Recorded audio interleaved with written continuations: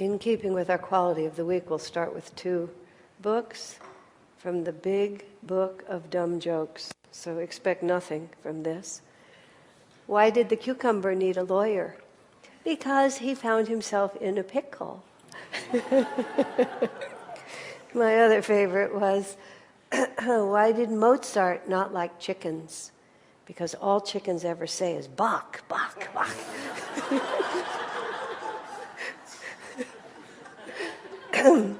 Fortunately, I can't remember any of the others right at the moment. But sometimes the mind needs such a release, I think. Listening to the story about Master as a young boy, actually, running off to the Himalayas and having to be brought forcibly back by his older brother Ananda. It's really quite a story, because Master was, I believe, in his very early teens, maybe 12 or 13 years old. He was quite young. And even at that age, he looked around at the world, the life that was going to be offered to him. And his father was a very high executive in the railroad company. The family was exceedingly well-to-do. His mother had died, and that, of course, from Yogananda's point of view, the reason why he was in that family had been taken away. It's not that he had no regard for his father or his 7 siblings, but the real reason for his incarnation was his mother, and she only lived until he was 10. And her departure increased in him a sense of vairagya, which means a disinclination for the things of this world. And they were very comfortable and loving and upright. His father was a serious spiritual person himself. But Yogananda, even as a young boy, just looked at the life around him, and he couldn't see in it anything that would really satisfy the longing of his heart. His horoscope had said that he would have to marry 3 times, being twice a widower. That was the horoscope, and Yogananda's response to that horoscope was to burn it to ashes and put the bag of ashes outside the door of his older brother's room, because it was his older brother who insisted to him, "You will not be able to escape your fate." And Master replied, "Yes, I will." So at that very young age, he convinced one of his companions, one of his schoolboy friends, that they would just run away to the Himalayas. That they would just get on the train and they would go up to the mountains and they would wander off into the mountains. I mean, he had no means of support, no people to contact there, nothing. But this image in his mind of the contrast between what appeared to him to be a real meaningful life and the life he saw all around him was just so intense he couldn't bear it anymore. Now, the meaningful life he was seeing, we hear described also in Autobiography of a Yogi, especially by Babaji, who's one of the ever-living masters, who even now lives in the high Himalayas with a band of his disciples. They have no, or virtually no, physical possessions. In Autobiography of a Yogi, when Lahiri is drawn to meet Babaji, his guru from the past, and Babaji shows him his blanket and his water pot. These are his possessions, his blanket and his water pot. And that Babaji has carefully saved and kept the brass pot polished for his disciples' return. I think all of us are wearing more possessions than a blanket and a water pot. We feel the necessity to surround ourselves with so much, and we find it impossible to live without the so much that we're surrounded by. And Yogananda was living in India, where at least at that time, material stuff was not quite so enormous. I remember an Indian friend of mine who was relatively new to this country remarked when his family went to visit an American family here that their son took the host's son took their son into his room to show him his stuff. And the father said to me, he said, this is but a child, he says. He's just a child. He's not even 10 years old. He has a room full of things that belong to him. And we don't even think of that as odd. From the time the children are really small, we give them things and they get to own stuff. So by the time they're 8 years old, they lie in bed in their room and look at their stuff. And the life that Yogananda lived in India, well-to-do as they were, he wasn't quite so buried in stuff, but it was too much for him. He wanted to be done with it all. So he dragged his young friend, and they got on the train. And of course, Ananta, who was his nemesis in many ways, very strong in the family, the obedience of the younger sibling to the older, especially the oldest brother, was like to the father. It was very intense. But they weren't just going to sit quietly by and let this child run off to the mountains. So Ananta found him and dragged him back. And Yogananda was far from happy to be rescued from this. He'd abandoned all comfort and everything that most people are striving desperately to get, and then he was returned to it as if to a prison. But his young friend, and I love the way there's classic lines in the autobiography, his young friend who had sort of been interested in doing this, but Yogananda had talked to him on the train about how marvelous it would be. They would be up in the wilds of the mountain, and by their yogic power, wild animals, tigers would come, and they would tame them with their love. And his young friend was not quite so certain of what would happen when they met the wild animals up in the mountains with nothing to defend themselves with except a blanket and a water pot. He was very concerned he would end up in the tummy of the tiger.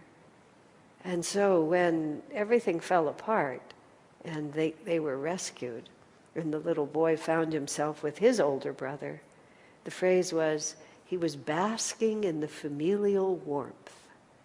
Just the comfort of, you don't have to worry about those things, we'll take care of you. And he was just sort of snuggling up to that again. And this story, which has this particular chapter, has so many different parts of it. But our talk today is seek ye first the kingdom of God. And then the Gita verse is that which you worship. If you worship the lesser gods, then you go to the lesser gods. It's not a curse. You don't go to hell if you're not on the right religion. The dogmatic religions make it either you're saved or you're damned. And that's just basically where it is. You've gotten the right one or you've gotten the wrong one. But the Gita is completely different. Whatever it is you worship, then that's what you get to experience. It is not really or even primarily talking about what happens to us after we die, which is a matter of speculation for the most part and a bit distant for many people to be concerned about. He's just talking about it today. If the God you worship is your right to express your mind and say what you think, then you get the natural consequences of whatever that might be. You might find yourself friendless and alone if your opinions are not particularly attractive. If the God you worship is physical beauty, or I saw a picture in the paper once of some movie starlet, and I don't know why it struck me so strongly, but she was perfectly endowed for the career she was trying to follow.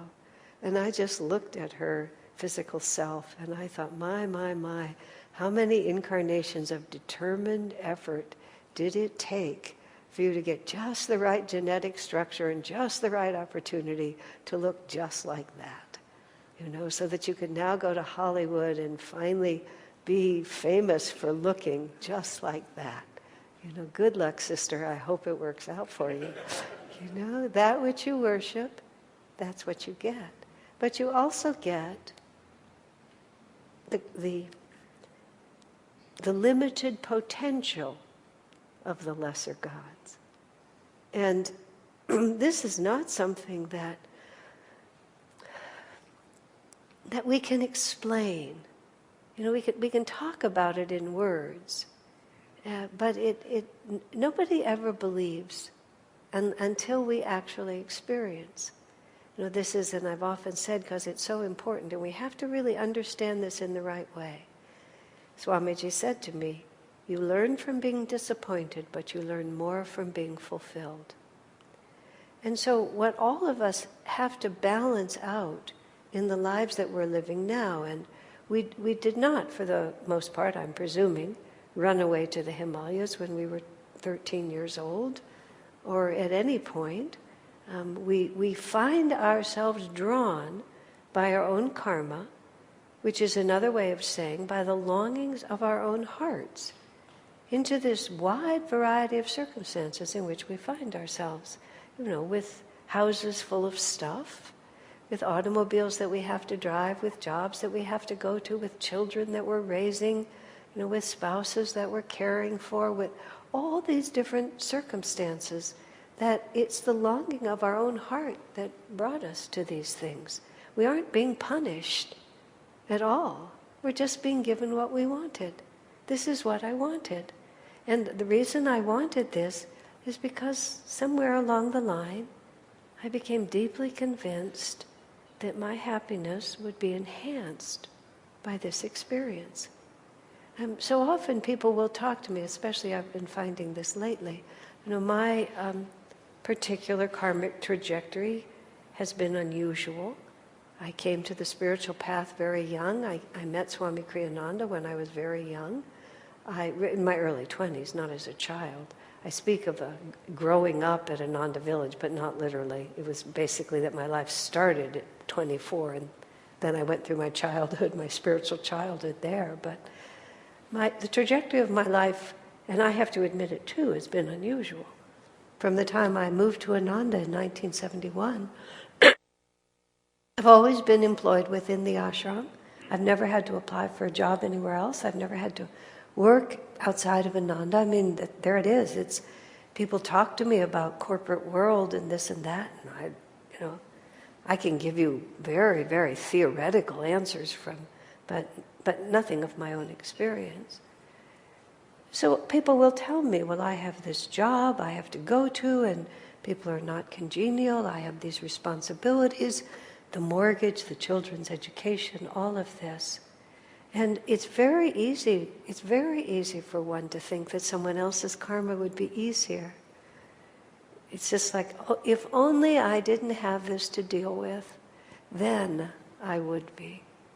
There was a beautiful story from a movie. It was about American Indians. The movie was about an hour longer than it needed to be. And it was about, the last massacre of the final remnant of this dying Indian tribe, and they were relentlessly pursued through snow and wind and rain, and made a vivid impression on me. But also it was too long. But the point was, you just watch these poor people reach the end of their cycle. And throughout it all, the leader of this Indian band, periodically he would have this vision, and it would be a vision of a place. And then at the very end of the long, long movie, he finally comes to the place. And it's a mystery to him. He's been having this dream his whole life, this image. And he finally sees it physically. And as soon as he sees it physically, he realizes it's the place where he's going to die. And then he goes and dies. It takes about 15 minutes for him to die, but he dies. And but he remarks, as soon as he understands what that means, if only I had known, he said, if only I had known that I would never die until I saw that place, then he said, what a brave warrior I would have been. And somehow that has always stayed in my mind, but in a very different way, not having to do so much with physical death. But if we could only understand what God is really doing with us, because that's what physical death represented to that man and in that movie, which was there was a completely other plan going on for his life that, try as he might, he couldn't quite perceive. So he was always a little bit off of what he might have been. Because if he had known that nothing could kill him, then he just would have moved, obviously, without fear. Now, in our lives, we're always of two minds. At least I certainly feel that way. Or two is like you're lucky if there are only two. Swamiji said we tend to think of our consciousness as a singleton, but in fact we're like a whole city of mental citizens, is how he described it, with all of the different variations that you can imagine in a small town, and they're all in us, just at war all the time. But if we could actually, just with the clarity that that American Indian was thinking, if we could just actually understand what the thread is of this whole thing, how courageous we could be, even how contented we could be. The circumstances that seem so difficult, be it physical, emotional, financial, interpersonal, whatever it might be, it all seems so difficult. But it's the longing of our own heart to have an experience, to learn what this experience could teach me, and what it can teach us about true happiness. And the more we resist that lesson, all that happens to us is we get to do it again. There you have it. The reward for refusing to accept the truth, for insisting on a falsehood, is you get to keep it.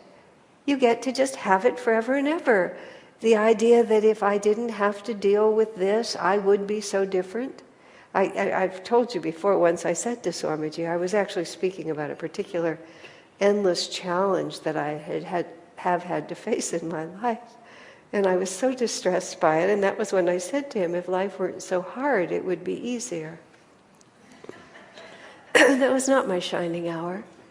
Swamiji held himself in complete stillness, absolute complete stillness. He allowed nothing to register on his face, nothing at all. He just continued, just centered in himself, and just allowed my words to just float in the room for a while. They just floated around in there, and I watched them floating around in there, and just realized, what could I be thinking? How could I have imagined that I didn't choose this, and that the lesson that is given to me is not exactly the one I need? Now that doesn't mean, please don't misunderstand me, that we should take our delusions and hold them to our heart like precious gold. But we have to have, the only thing I can think of is a very honest relationship with our own karma. It's just like if we were better than we are, we would be better than we are. If we were freer than we are, we would be freer than we are. If we didn't believe that this poor deluded habit and this gripping, all that stuff in the room that belongs to us, if some part of us didn't think that that was essential for our happiness, we wouldn't be doing it. So what we need to do is just live life, and the word is awareness, with as much awareness as we are capable of bringing to it. And that's where our energy should be used, not in resenting or wishing otherwise or lamenting or why is this happening to me again? It's just like, wow, why is this happening to me again? Why am I constantly at odds with the people I love? Why do I keep getting the same criticisms over and over again?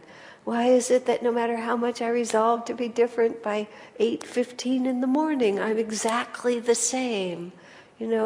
Why is it? What is it in me that keeps thinking that happiness is going to come from this? And that doesn't mean, and I've often said, it's very important to realize this. Happiness, we have a lot of fun with what we're doing. The life I've lived has been just totally fun. There's just been great things happen. There have been horrible years, but it's just been overall really terrific.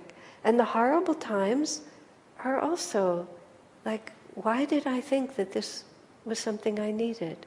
Why did I set myself up for this particular catastrophe?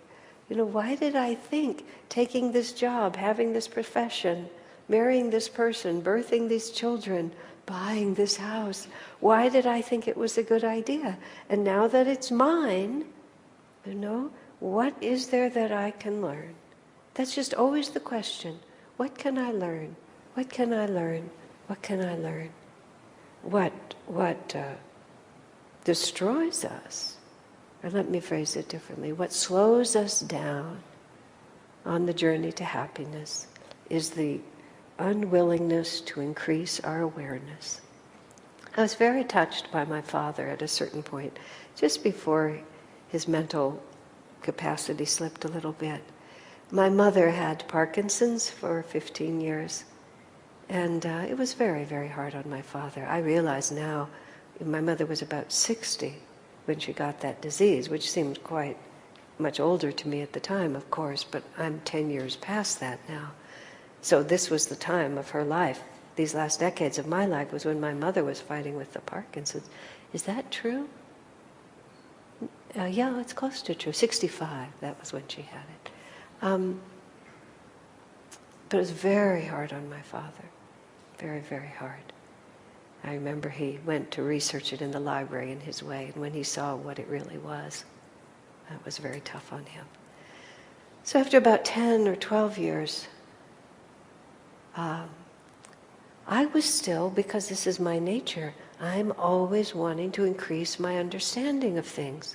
And I wanted him to increase his understanding of things. And I was encouraging him to expand his awareness. And with such honesty, he looked at me and said, basically, you know, I've had about as much awareness as I can handle. And I'm just going to kind of try to just coast through the rest of this. But it was a heart's cry, because he really had. Watching my mother was so painful for him. Very shortly after, his mind slipped, and he went into a rather cheerful, childlike state in which he couldn't remember anymore. But even though it wasn't profound, what he said, it was very honest. And I was very touched by it. And when I watched him go into whatever the age-related mental diminishment was, I kind of said, good work, Dad. You know, it's like you'd hit your limit. This was a good solution. You know, that you just go on a little holiday before you go into the astral world. And so he did. He just went on a little emotional holiday, because that's what he needed. And I trust that whatever it is that he had to learn, he was learning it. Now, that's a choice. You know, it was an age-related choice in his part. But all of us have those choices every day. You know, what are we really putting first? What are we really seeking? Are we seeking to keep our awareness at kind of a minimum level, so we just kind of, as Swami said when he was talking about don't laugh too much, lest your relationship to life become too superficial. You know, deep, joyous laughter is different than just always keeping it, you know, talking about sports, and then about the election, and then about the television show, and then what are we going to have for dinner, and the latest novel that we read, and you just keep it going like this all the time. Or do we really want to live on the level where we know why we're here? That somewhere that vision, whether it's our death or our liberation, but somehow that vision is always wafting through. And even though we're distracted like this, it keeps coming. Seek ye first the kingdom of God. You know, don't worship the lesser gods. We may have to spend a lot of time in their temple, but we don't have to worship them. What we really worship is our ultimate understanding, freedom, and the greatest possible awareness that we have the courage to face. And that's what we have to be working on all the time. Happiness is part of it, but happiness comes from ever-expanding awareness. And ever-expanding awareness takes a lot of courage. What happened to my dad is he just ran out of courage. He just couldn't do it anymore. He'd been brave and good for a long time. He just threw up his hands, he was finished. But he was an old man, and he'd been good. It was okay at that point. How soon are we going to quit?